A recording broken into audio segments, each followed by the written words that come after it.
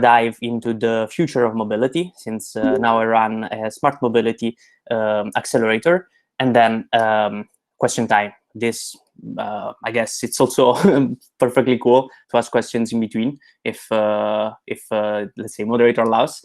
For me, it's perfectly fine. Okay, let's go on. Let's start from myself. Yeah, as mentioned, Antonio Pisante. Very shortly about the history of myself. I think it's relevant to understand what I'm doing now. So I come from the south of Italy originally. I studied mostly finance and management. Started with the Bachelor of Economics and Finance at Bocconi University. And during the bachelor years, I had an exchange experience at the University of Michigan, Ross School of Business in the United States. And I mentioned this because today I'm going to talk about startups a lot. And the experience in Michigan was my the first time I met innovation, entrepreneurship, startups, venture capitalism. I had an internship there with the MBA class. I did an internship with a startup and helped them raise $4 million, a Series A fund, pitching to business angels, venture capital. So that was my first time I actually saw hands-on entrepreneurship, because, you know, in Milan, we talk about that, but you cannot really see it. You cannot really live it.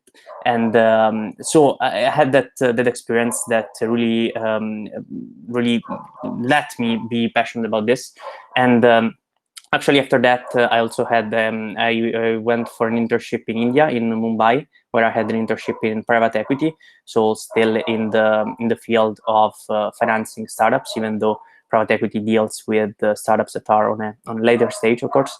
But that experience in India let me fall in love with India, actually, and wanted to go back there. And that's why I have a double degree master's with a Master of Science in International Management 1 year at Bocconi University, and a Master of Business Administration the second year at Indian Institute of Management, Ahmedabad, in India, Gujarat, indeed. And so I spent my first year in Milan studying international management. Then I moved to Ahmedabad, where I spent my crazy second year. We were talking about this before the call, and crazy year in Ahmedabad. And then I kicked off my career in India, in Mumbai, working for Bain & Company as a management consultant. Before that, I actually wrote my thesis also in India, in determinants of private equity in the Indian market. Then after that, I moved back to Italy. I wanted to still work in consulting, but, you know, specialize in some niche, in some sectors. And I worked a lot in pharma. I liked biotech, so I joined this consulting boutique, a small consulting firm called Life Science Consultants, specialized in biotech. And there I worked mostly, consulting American clients that wanted to enter the European markets, like with pricing, market entry, stuff like that. And I specialized in the innovative field of gene therapies, which was something very, very cool. So still dealing a lot with innovation, but I think in consulting still something was missing. The experience was not so hands-on, and the exposure was not so much. So that's why then I made this big jump, and I went all in to the entrepreneurship world, joining a startup accelerator, which is Techstars. So what is Techstars? I'm going to talk a little bit about Techstars. I don't want to, sell the company or talk about the company. It's just because I really want to deep in the field of startup accelerators and how accelerators are helping entrepreneurship all over the world. So a few words about Techstars. Techstars is the largest investor in startup accelerator worldwide. It's there are different divisions, and maybe this is slightly up-to-date, but mostly the divisions are the Techstars mentorship-driven accelerator programs that you can see on the bottom left. Then there are the community programs. Techstars runs something like community programs that are, for example, Startup Weekend, Startup Week, Startup Digests, are all under the Techstars umbrella. Corporate innovation partnerships, partner with big corporates to drive innovation with them, and the Techstars investment team that invests in follow-on rounds for the Techstars startups in portfolio. So I work in the mentorship-driven accelerator programs division. This is the geographical presence, so it's a real global company. This is all the cities where there's either an accelerator or another event like Techstars event, like Startup Week, Startup Weekend. And something about the accelerator program. So Techstars now runs 49 accelerator programs worldwide, and I run one of them, which is indeed in Italy. And now there are more than 2,000 companies that graduated from Techstars with a valuation that is higher than $25 billion. And these companies raised almost $10 billion. A very nice percentage here, it's 86%, which is very proud. We're very proud of this, because means that the 86% of the companies are either active or acquired, which means that the percentage of failure is very, very low, and that really accelerators brings value to these startups. And more than 7,000 mentors worldwide. We're going to talk about mentors soon, but what's the structure of each of these 49 programs? So each of them selects 10 companies, around 10 companies that are selected from hundreds of applicants, and these accepted companies receive a small ticket of $120,000 when they join the accelerator. So Techstars accelerate these startups. How? With this small ticket, so with some money, but mostly with the network. So the network of the corporate partners, all the partners worldwide, the mentors, the local mentors, international mentors, all these 7,000 mentors worldwide, additional workforce that we hire and works with this, alongside the startups during the months of acceleration. So the acceleration, it's period, it's 13 weeks, so slightly over 3 months. And how are these 3 months structured? So the first month is indeed this mentor engagement. So for example, in the accelerator in Italy, we have more than 100 mentors, around 120 mentors that support the startups. They work with the startups, the 10 selected startups, with them for the 3 months. So the first month we have this kind of speed dating meetings, because we want all the mentors to meet all the startups, to meet them very briefly. We have informal aperitivos, but then also formal meetings when they talk business. And so the first month is related to this. Then the second month, we call it execution and rapid iteration, because the startups have got a lot of feedback, huge network through the accelerator, and now they really want to sit and work like crazy to execute and iterate rapidly.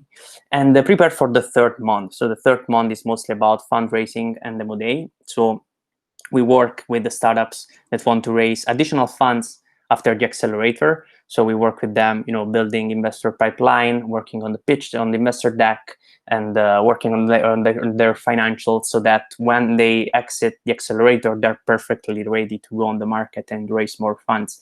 And also we work for the demo day. So demo day is a presentation to the mentors, investors, the overall community, which it's the last day of the accelerator, so that they get also momentum when they exit the accelerator. A typical week in a startup accelerator. So again, it's 13 crazy weeks with 10 startups coming from all over the world. These 30, 40 people with the same passion, packed in a room, 3 months, crazy hours. So typical week, it's mentor engagement. So mentors, again, that come and have office hours with the startups, the mentors, but also industry and topic experts. And then there are one-on-ones with the managing director. We have this all hands and the KPI accountability. Basically, every week we all the group sits together and we talk about what's going well, bad, but also KPI accountable. So how are KPIs for each startup going, what's going well, what's going bad, celebrate the nice results, and solve all together the obstacles. And then, of course, we work, build a lot. And the founder story, so every Thursday, I guess last year, we had a founder, an experienced founder, successful founder coming to the accelerator and share with no filters. It's his or her experience with the class. And then pitch practice, again, in preparation for the demo day, for the final presentation. We have the founders, usually the CEOs of the startups, practicing their pitch that they're gonna deliver in front of an audience. Typical week, I mean, this describes some activities, but doesn't describe the magic that is there during the accelerator. What companies are we looking for? Usually, this is a question like,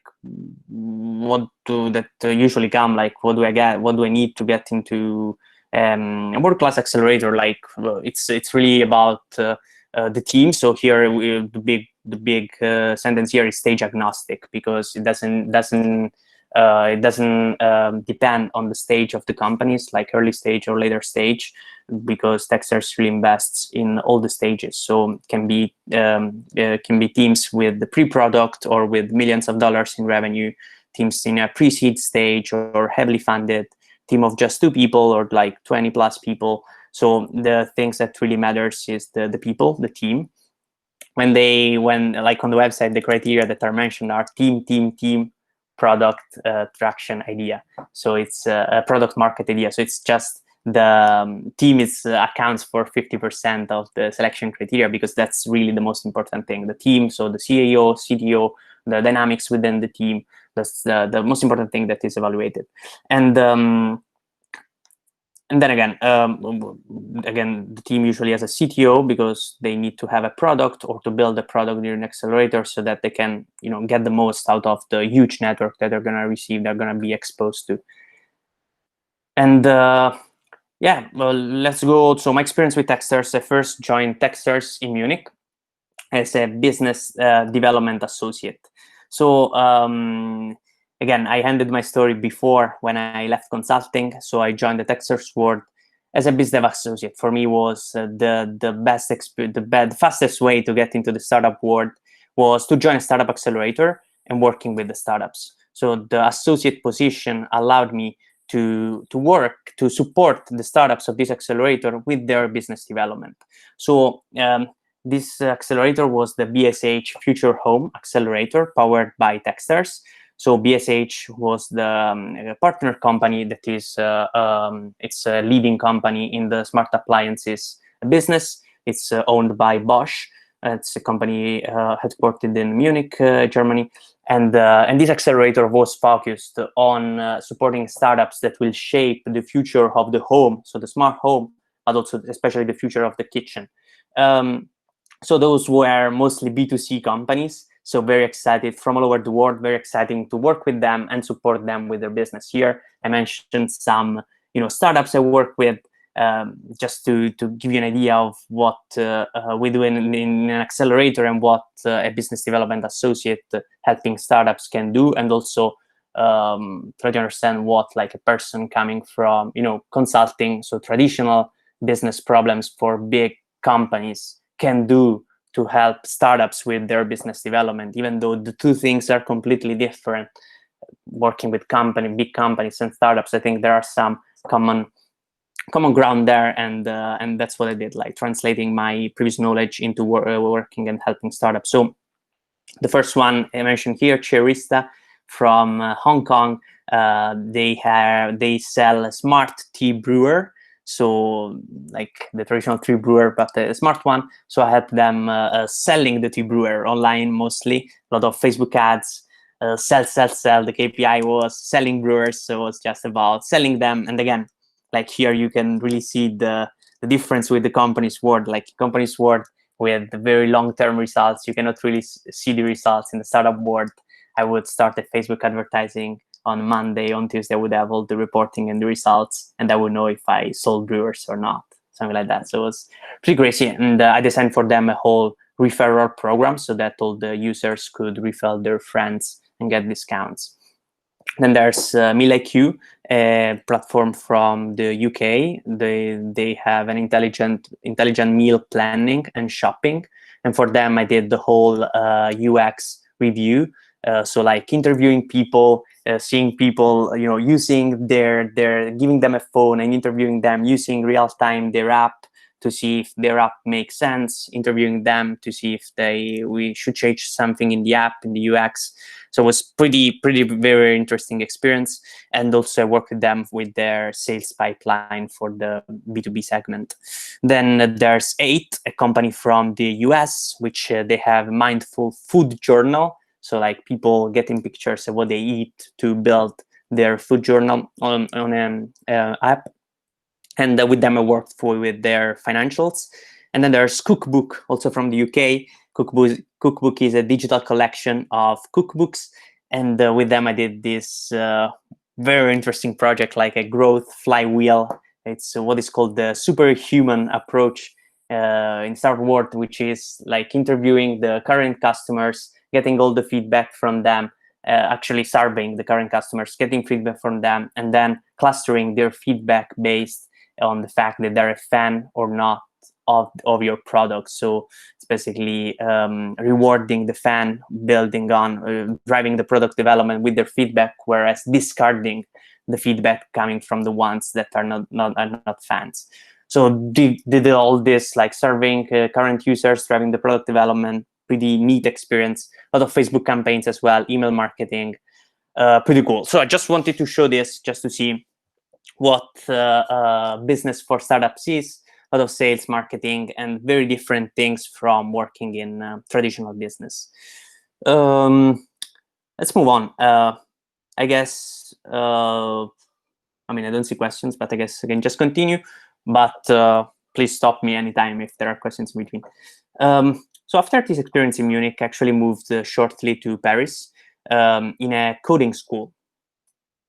Actually, here I have a picture before moving to Paris, picture from Munich. I wanted to show this because it's pretty interesting. Here you can see these people, like the interviewer and the user, that are using the tea brewer in this case, and we were all here, you know, taking notes and seeing the users using the product. But there's this glass where we can see on the other side, but they cannot see us. For them, it's just a mirror. So that there are these things like I saw just in TV series before, like in Silicon Valley TV series, which is super cool. Just seeing them using the products and really understanding what to do with the product. So pretty cool things. I mean, this is probably not something that startups do usually because it's too costly for startups, but this is definitely a perk of getting into Startup Accelerator with a corporate partner that can sponsor these kind of things, which are super useful for startups. Yeah, then the Paris experience. So I wanted to, you know, I joined the startups, the tech world, but I didn't know so much about tech. So I joined the coding school in Paris, learning a little bit about coding, basic knowledge. This school is called 42, École 42 in Paris. Pretty crazy experience. Like here you can see just one part of 3 or just one floor of 3. So hundreds and hundreds of Macs, completely disruptive pedagogical approach, no professors, no classes, no homework, just, you know, all peer-to-peer learning, project-based, no times. You just go wherever you want. You take a Mac, and you can see there are a lot, and you work on your projects. Then when you're done, you do peer reviewing, you review projects of other people, other people review yours, and you grow all together. Crazy approach that changed my life for sure.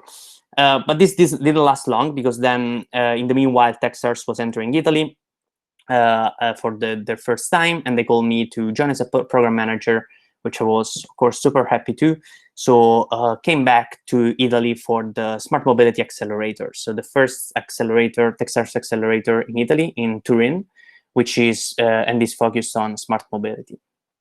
So let's go into this new experience. So some basics. So again, the accelerator was 3 months in Torino, and the first edition was held this year from January to the end of April.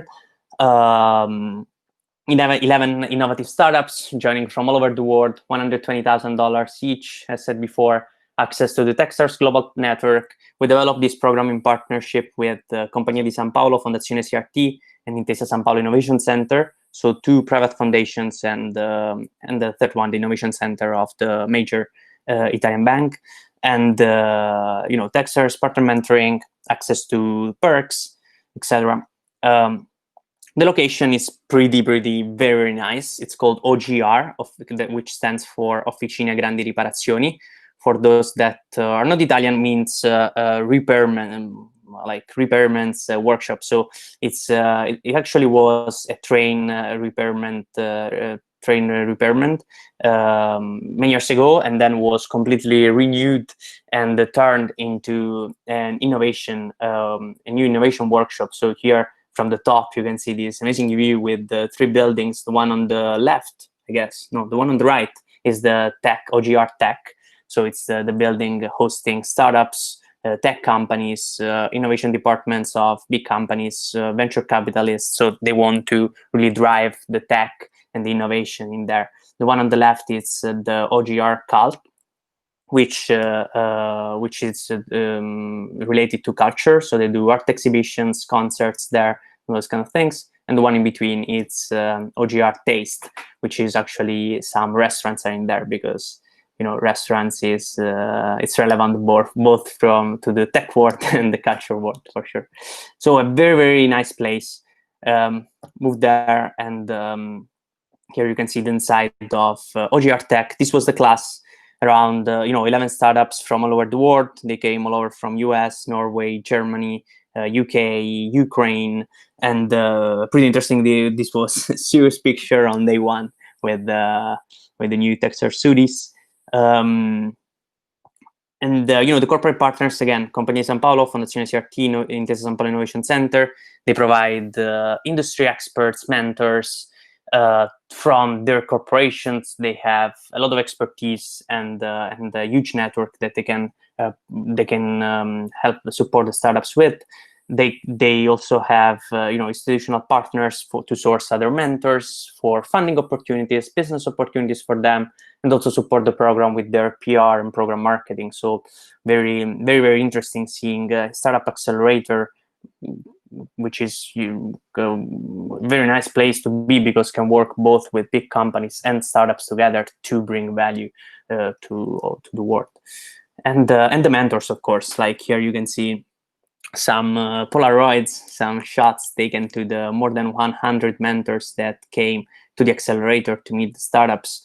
And these are wide range of mentors. So who are mentors?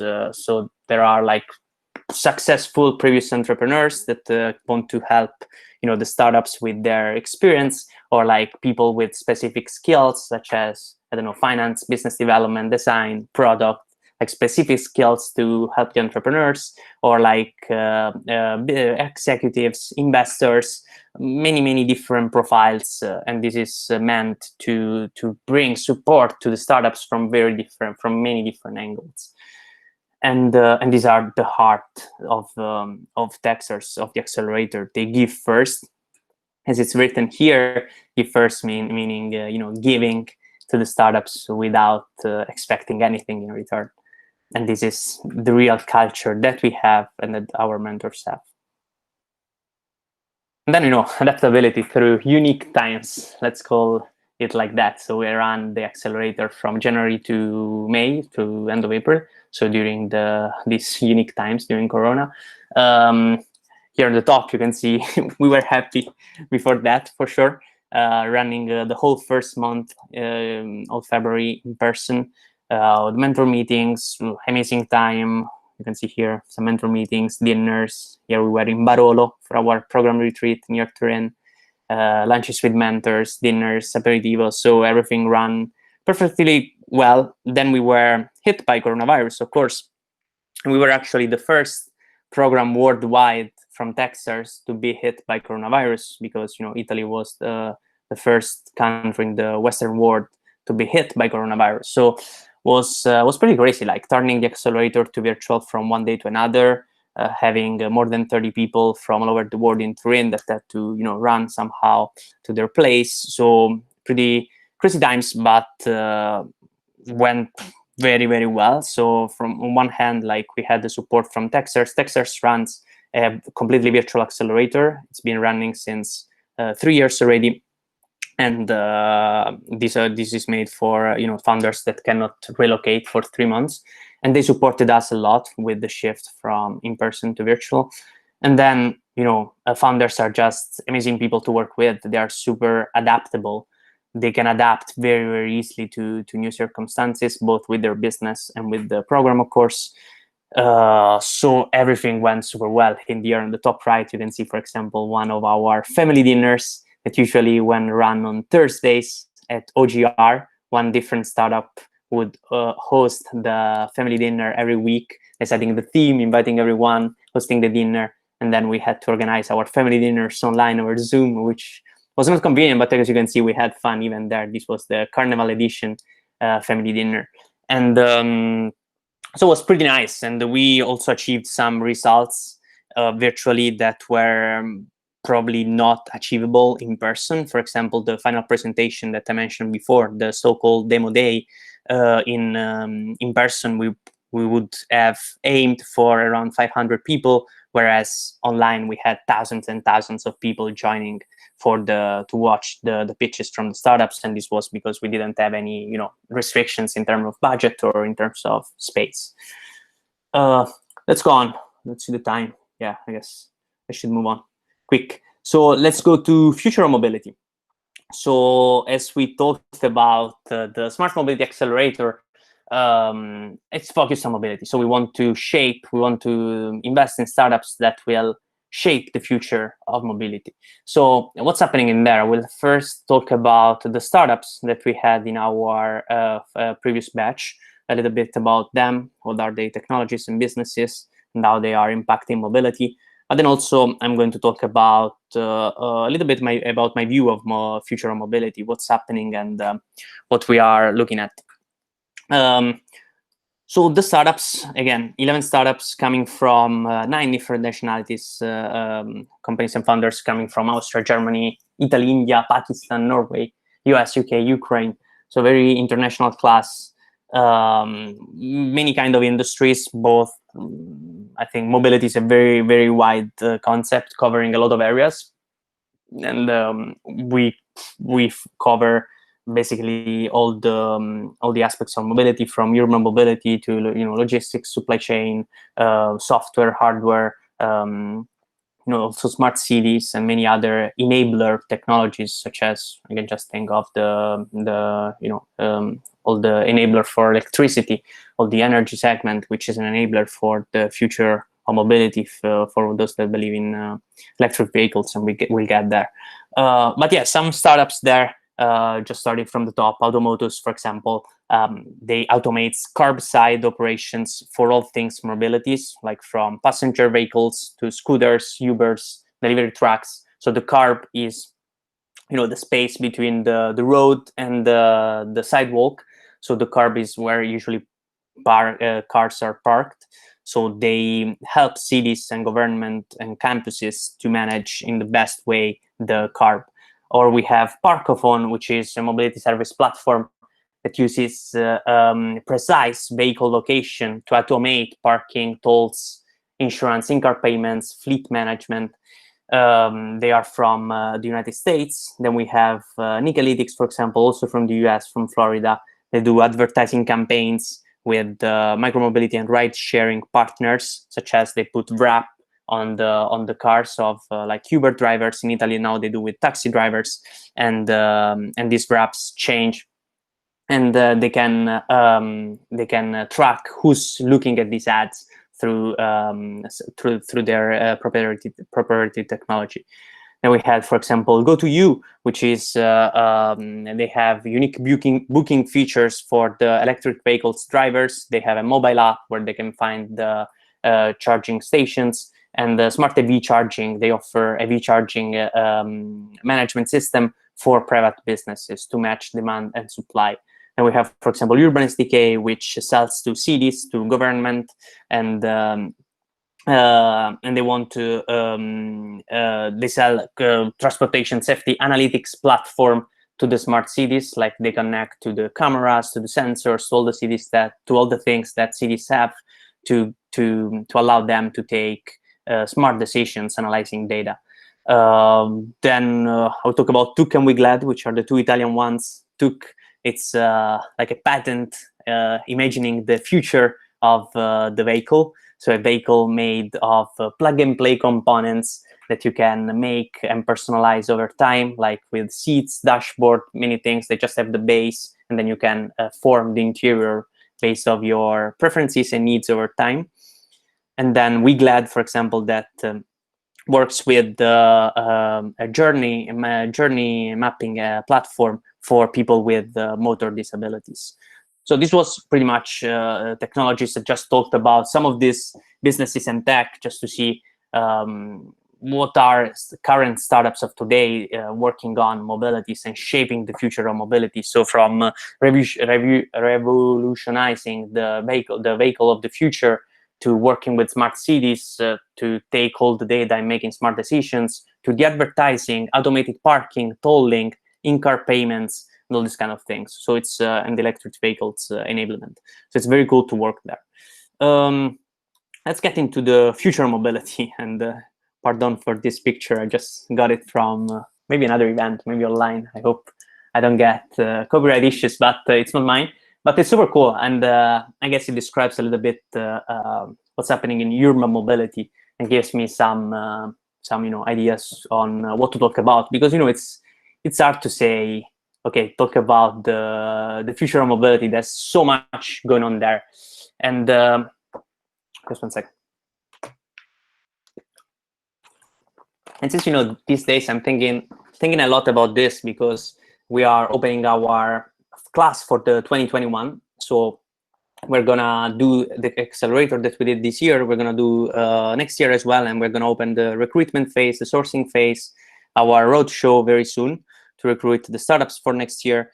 So thinking a lot about what's happening in mobility these days, and it's not easy to categorize and talk in clusters and in a very structured way, because it's a very, very broad segment. And also, I don't know how many minutes we have, maybe I think 5, so I'm gonna be pretty fast. But what are the pillars of the future of mobility? Let's start from what are the pillars, and then what can be the vision around these pillars. I would say the pillars are, one, it's electric vehicles, autonomous vehicles, autonomous driving, and the connectivity, connected vehicles. These are some trends that we've been seeing, are already there, are gonna shape the future. There's pretty much consensus around them, so we can start talking a little bit about them and then build on them. So electric vehicles, we can say, kind of foresee that 100% in the future will be electric. All the vehicles will be electric.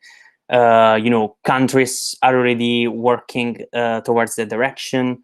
Norway will ban all the sale of non-electric vehicles, all fossil fuels vehicles, starting 2025. The Netherlands will do the same, 2030.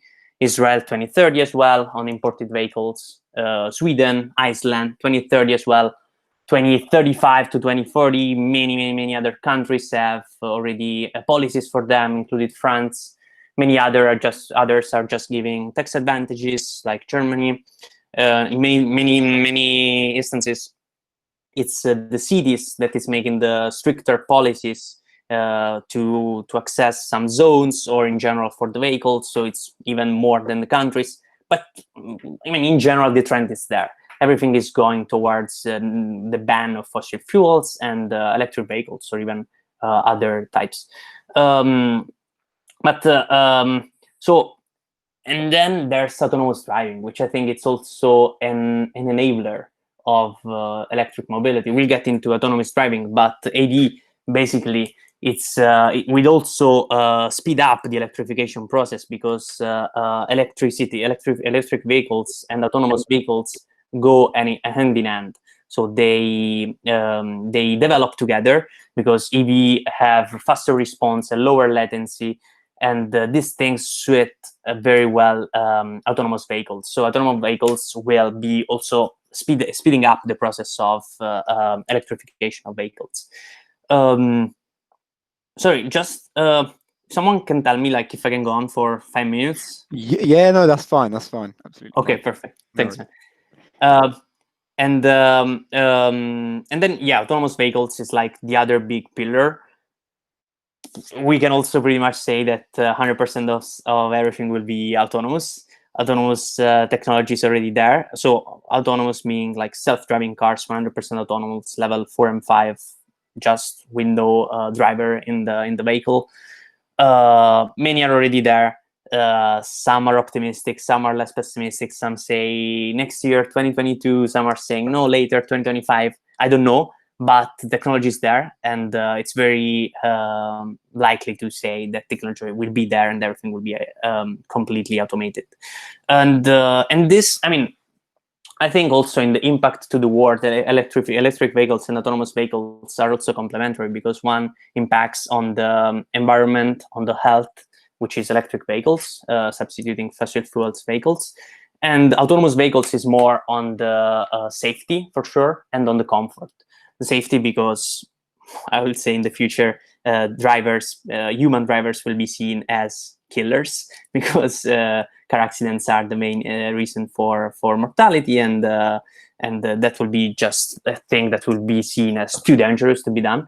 So because electric vehicles are much safer or will be much safer, and comfort, and this will be the biggest revolution. So with autonomous vehicles, the vehicle will be not thought anymore as something that you have to sit and just drive, or just sit and wait until you get there, but will be seen as something where you can enjoy, you can entertain yourself, you can talk with someone, you will have space, you can party, I don't know, you can do everything you want. But this will be a revolution, autonomous vehicles in general. A revolution first everything will go super cheap, and the ride hailing will go super cheap, because today ride hailing, like taxis, Ubers, they are mostly brought from humans that are inside the cars and driving.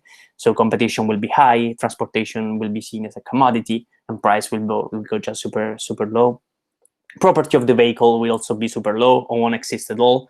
I would foresee that if everything is automated, just people will just use ride hailing, and there's no reason to own a vehicle. The safety will be maximum 100%, and the optimization of traffic. Everybody will be bound to drive. Vehicles will be seen as a living room, a revolution in other industries, restaurants, bars. They can go directly inside the vehicles. Gaming, virtual reality, they can go inside the vehicles. Entertainment like Netflix, Amazon Prime, all these platforms can invest, can partner with the vehicles to be inside there.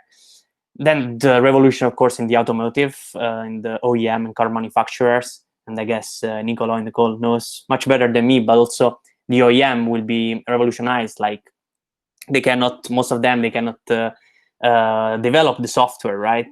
But they are leaders in the hardware. So we will see a lot of partnerships between hardware and software, like we saw with FCA and Waymo, or Hyundai and Aptiv, Mobileye, NIO, like many partnership software, hardware, where the car manufacturer will build the vehicles, or the cars in this case, and have the software from an external startup or external tech company, or integrated like Tesla. And then, who will win? It's very hard. And then the third trend, of course, connected mobility. Once the vehicle is automated, everything has to be connected inside the vehicle, outside the vehicle. Vehicles can talk among other vehicles, with other machines, charging, tolling, parking. Everything will be connected and automated. There's a lot of more other trends. It's when you talk about future mobility, it's let's say I just talk a little bit about I don't know, smart cities and what's happening there, and then I'll take questions. But there's really a lot. There's the whole carb management field, the pooling field, the drone and aviation. What's happening not only on the surface but above us. There's a lot. So but I will let you decide the next topics. Let's do like this, because I think it's been over half an hour, so I get time for questions. Yeah. No worries. No, thank you for your presentation. That was really insightful, and I think for me, as someone who is not necessarily from this field, I didn't realize how much innovation there can be for someone to get from A to B. How much innovation is in between that is really interesting. I also like your international background, and in particular the fact that you studied in Michigan. So I studied in Wisconsin for my exchange. I know those are rival American. Yeah, I remember the football games, man. Exactly. Yeah, those are rival universities in the Big Ten, I believe. Yeah. So I have a few questions, but I know there's a question from the audience, and then there may be some further questions. So guys, feel free to put some questions in the chat, as this is your opportunity to ask Antonio directly. So our first question is essentially, so you mentioned that there's a lot of success stories when it comes to these accelerators. However, what happens when a startup fails? As can at times happen. What happens to that startup? it happens. Like Yeah. startup entrepreneurship, it's still one of the most risky businesses to be in. So even though like we have this very high rate of either acquired or still active, which is 86%, which means not many fail, it's still very, very risky, and a few have big success, let's say. So but nothing happens. I mean, especially in the many communities in the world, but also in our, let's say, virtual community, which is Techstars, failure is a very, very good thing. So when there is failure, like in some, for example, Techstars comes from Boulder, Colorado. In Boulder, every time that an entrepreneur fails, they organize a dinner to celebrate the failure. So the community sits together and they organize a dinner. They bring the founders out for dinner. And in that dinner, they not only celebrate them, but usually the founders find another job in the other startups of the community. And that's the way to go. Like, that's how community should handle all the startups. That's really interesting, because before going on to the next question, that kind of reminds me of the. I mean, I've noticed that there's a difference in mentality and a difference in culture, at least between the US and Europe when it comes to failure. So I guess, from what you're saying there, Americans really see failure as a stepping stone towards success, whereas in Europe, you're slightly stigmatized when you fail, and I guess that's a big cultural barrier to try and overcome if we want to become more innovative. So there's another question from Ivan. Hi there.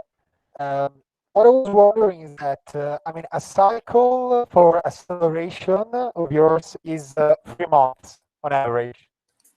And I was wondering, is this, say, suitable to every different industries? For example, maybe it is okay for, say, car industries, but what about other industries that maybe are slower as, say, natural pace? Yeah, sorry, I think I had a little bit your voice breaking. So you're saying, I mean, the acceleration process is 3 months for all of them. What happens for the industries that are slower, right? Yeah, which are naturally slower. I mean, like computer science can be faster, but buildings are slower as a. Yeah. That's a good question. I mean, the 3 months are just to accelerate the startup. So to give them some money, to give them additional workforce, to give them connection and network. But that doesn't mean that during these 3 months you have also to build the product. So usually startups that will make into Techstars already have a final product, or at least a working prototype, so that they can, in these 3 months, they can really speed up. They can go to whoever in the network. So whoever in the world is one connection away. You can ask an introduction to any investors or any mentors in the world, but then you want to get the most out of that connection. If you don't even have a product, or if you are saying I'm working on it, I'm building it, it doesn't make a lot of sense. You don't get the most out of it. So usually, for example, these startups, 10 out of 11 of the startups already had a working prototype or a final product, were already in the market. So it was much more convenient for them to enter at that stage. Cool. Did I address your question, even? Yeah, thanks very much. Cool. I want to go back to a point you mentioned before, Antonio, around car ownership, and I think this is really interesting because we're seeing some big trends, changes in trends, and given the fact that we have a few people on this call from FCA, we have the likes of Nicolo and a few other people. What I was wondering, also, maybe anyone in the audience, or Nicolo, I mean, what do you think car manufacturers, how are they going to respond to the fact that car ownership could potentially decrease in the future? I think we've started to see some changes already. Just thinking maybe you guys may know something. Yeah, sure.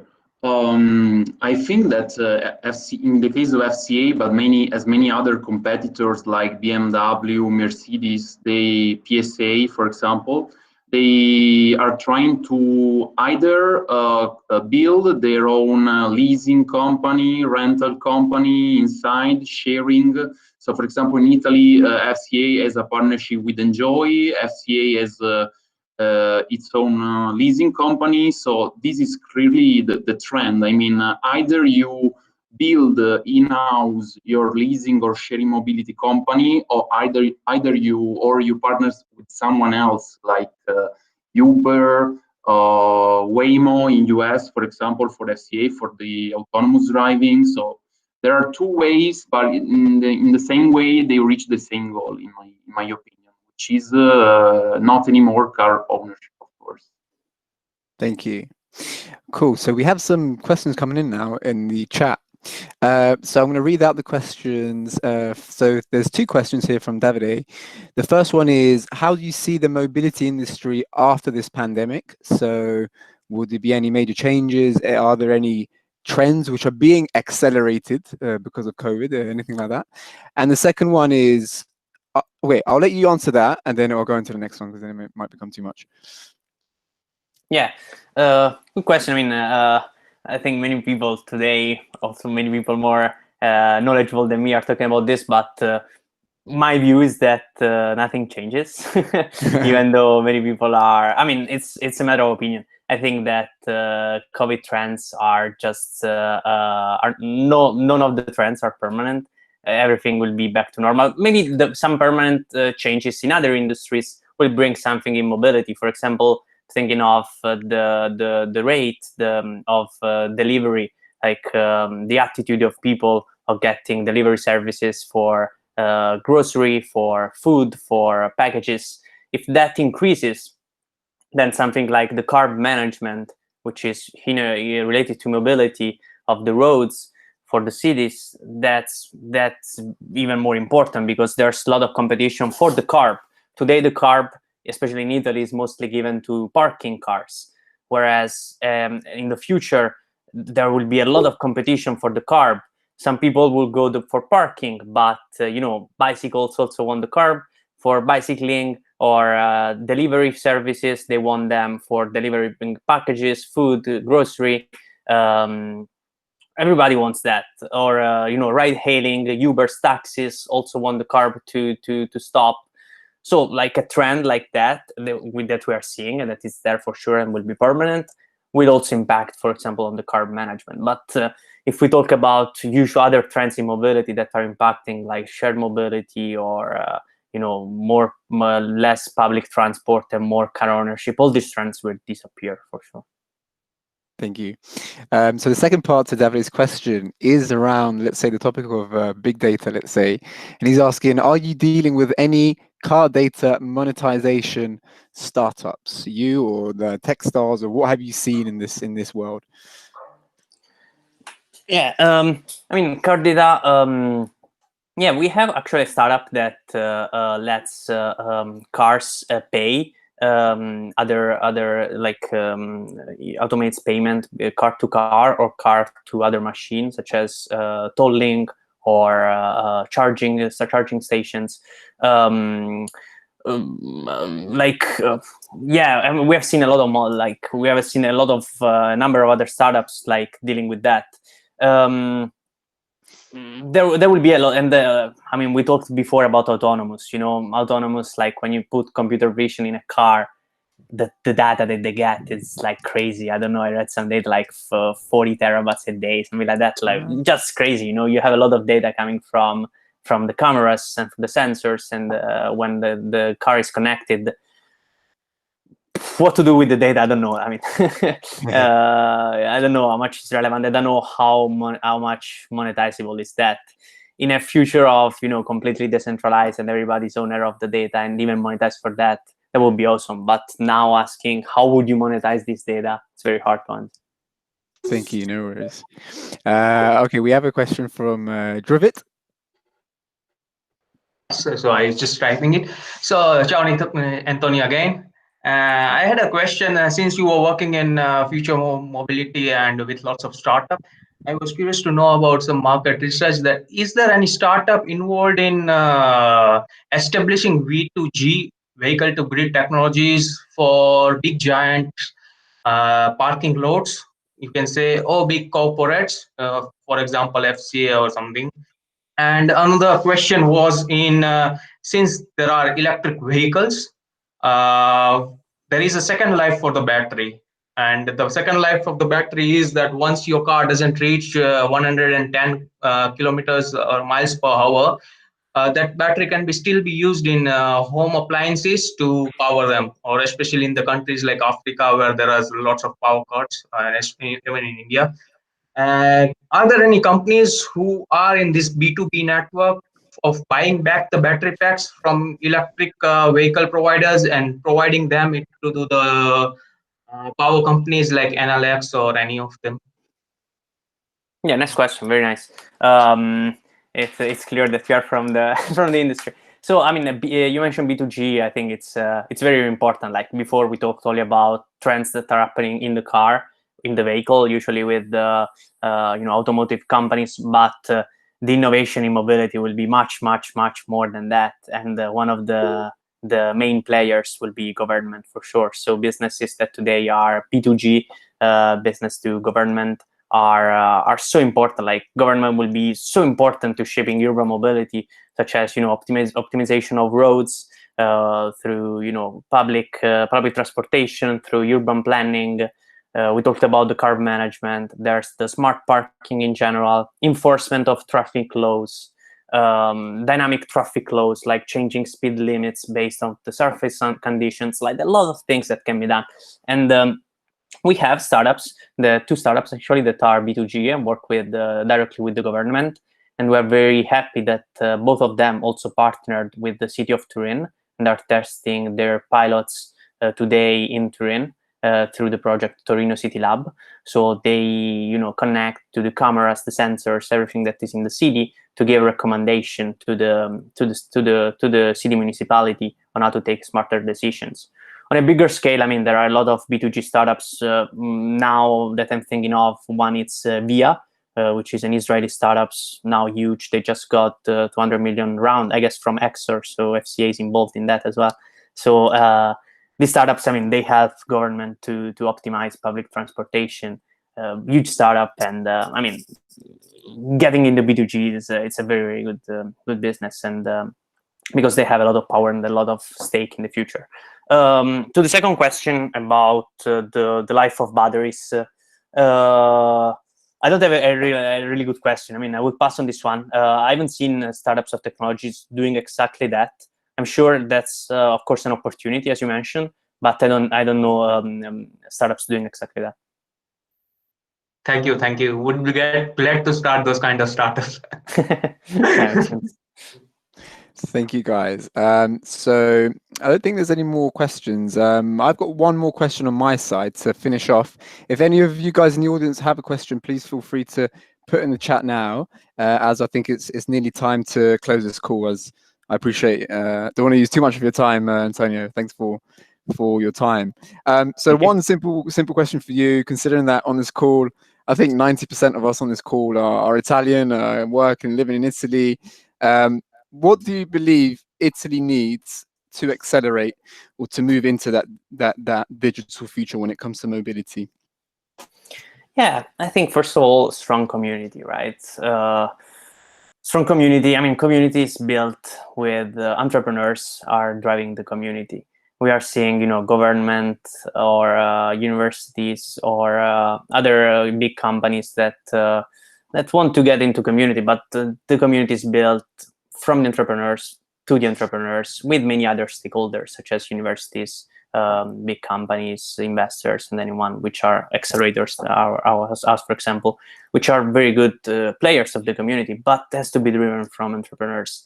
Like the cultures, for example, we talked about the dinners in Boulder before, but there are a lot of things that the community should be doing. And in Italy, the community is still less engaged than other countries in Europe and worldwide, both in Turin, Milan, any other city in Italy, and also if we take Italy as a country. So I would say just, entrepreneurs have to do community much more. Entrepreneurs have to work together and shape future entrepreneurs and the culture together, because it's not a zero-sum game. If entrepreneurs collaborate with all the stakeholders and between themselves, they just are just investing in the future. All the ecosystem is growing, and they grow as well. It's just a give first, as we said before. You give first, and you will get something in return, even if you don't know. Thank you. Okay, so I guess let me just double check if there are any more questions. Ooh, got a question came in last second there. So So Ismail is asking, can you talk about ADAS adoption and how startups can be involved? Yeah, we talked a little bit about this, like about autonomous vehicles, ADAS, and level 4, level 5. I mean, I mentioned the case of, OEM today. Car manufacturers are not probably in the best position to invest in the software. So we are seeing a lot of, partnerships between car manufacturers and software companies that are bringing their softwares to the car manufacturers. Like I mentioned before, FCA, Hyundai, NIO, they all partner with the software companies to get a very solid software for the future of autonomous vehicles. So those were startups, and today there are a lot of still a lot of problems. I mean, so the main issue has been solved probably, but there are still a lot of nuances in autonomous vehicles, which are all directed into machine learning and artificial intelligence. A lot of things about like startups that are getting big because they solve better the algorithms of machine learning for autonomous driving. So, I mean, a startup can just be better tech in or like solving specific issues in the machine learning algorithms that make car drive by themselves. That's what startups can take on in this world. Thank you. Okay, so I think this ends the call for the AITB community for this week. So I'm just going to mention again in terms of what Nicola was saying at the start.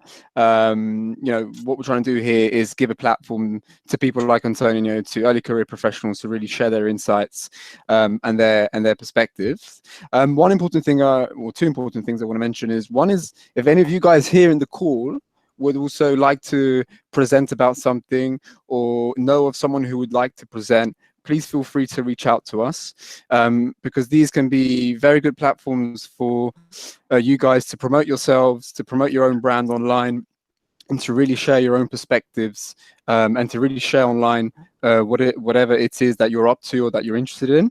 And you never know who's watching online, so it's always a good thing to have, a good tool to have.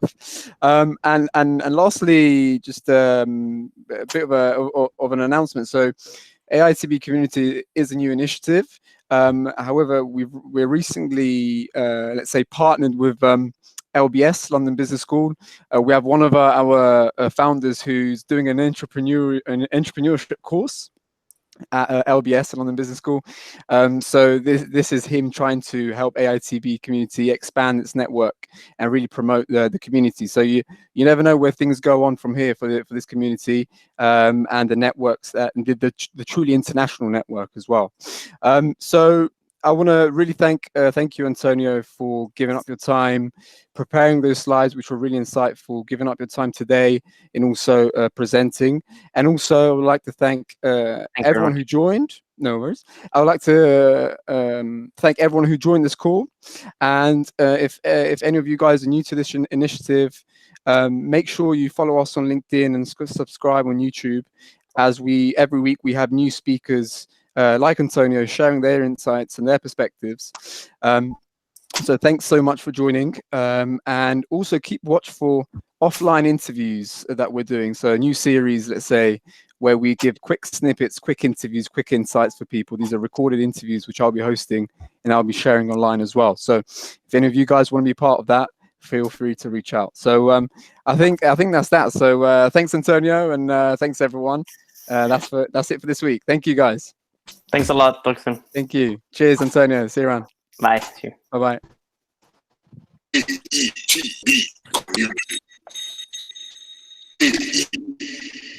Thank you all, and grazie Nicolò for the invitation.